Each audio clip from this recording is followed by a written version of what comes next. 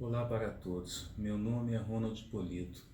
Antes de comentar o que eu penso seja a poesia visual, eu gostaria de chamar a atenção para um movimento geral das artes contemporâneas e que, de algum modo, se inicia no princípio do século XX, que é, digamos, a fusão ou a mistura entre gêneros, ao mesmo tempo que a poesia tende a se aproximar das artes plásticas, as artes plásticas se aproximam da linguagem.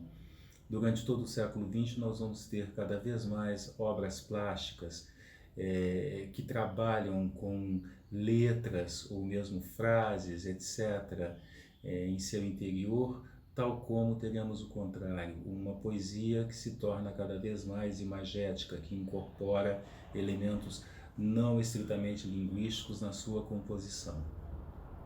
Então, o que eu penso ser a poesia visual? Claro que existem muitas definições, é difícil, não é, dizer o que ela seria, mas eu preferia considerar dois grandes setores que são, digamos, os que me interessam na visualidade poética. Os poemas que, na tradição de Mallarmé, vão tentar pensar a página como um espaço, é uma questão que ele inaugurou e que tem repercussões inumeráveis durante todo o século XX, portanto, poemas que se configuram ainda estritamente com os sinais da linguagem, as letras, afinal, e um segundo setor que seria os poemas que misturam a linguagem com objetos ou imagens dos mais variados tipos. Aliás, podem até suprimir a linguagem e trabalhar só com imagens. O título é que, de algum modo, seria um orientador do significado que eles possam ter. Então, eu acho que são esses dois grandes campos dessas formas bastante experimentais da poesia que mais me chamam a atenção na tradição do século XX e agora do século XXI. Sobre os autores, não é, que eu considero os mais significativos, eu vou chamar a atenção apenas para também dois. No caso, o primeiro não é um autor, mas é o movimento da poesia concreta, os trabalhos de Augusto de Campos, Haroldo de Campos e Décio Pinhatari. Particularmente Augusto de Campos, digamos, ele hoje não está fazendo exatamente poesia concreta como eles a propuseram nos anos 50, mas seu trabalho poético é essencialmente visual e me fascina. Há décadas eu acompanho o que ele faz e me parece o trabalho mais importante neste campo desenvolvido no Brasil. Acho que foi a principal influência que eu sofri, isso desde as minhas leituras de sua obra a partir dos anos 70, quando eu era bem jovem. Depois, eu diria que o segundo grande autor que me marcou foi Juan Brossa. E Brossa, digamos, trabalhou com poemas visuais num sentido amplíssimo, não só com linguagem, mas também misturando linguagem e imagem, linguagem e objetos, caminhando até para a produção de poemas instalação, que são bastante conhecidos.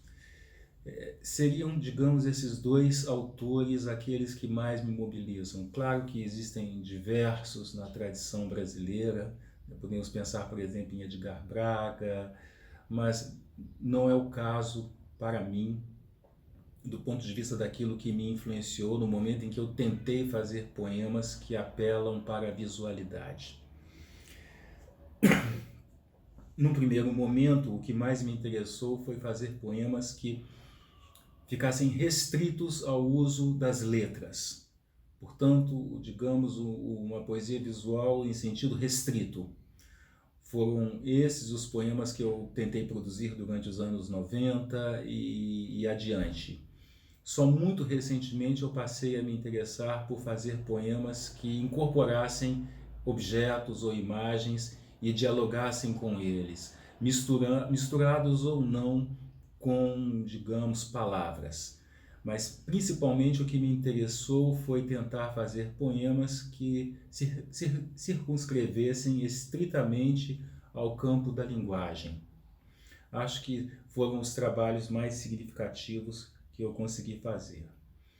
Com relação à poesia visual no campo da poesia, eu entendo que é um segmento da poesia, não é algo que difira dela em termos gerais.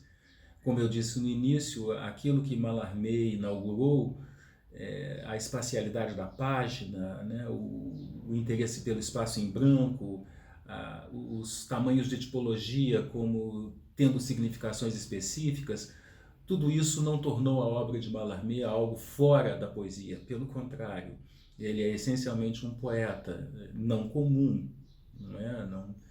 Não aparenta-se com a poesia em geral, mas é claro que a gente não vai situar a obra de Mallarmé fora do campo da poesia.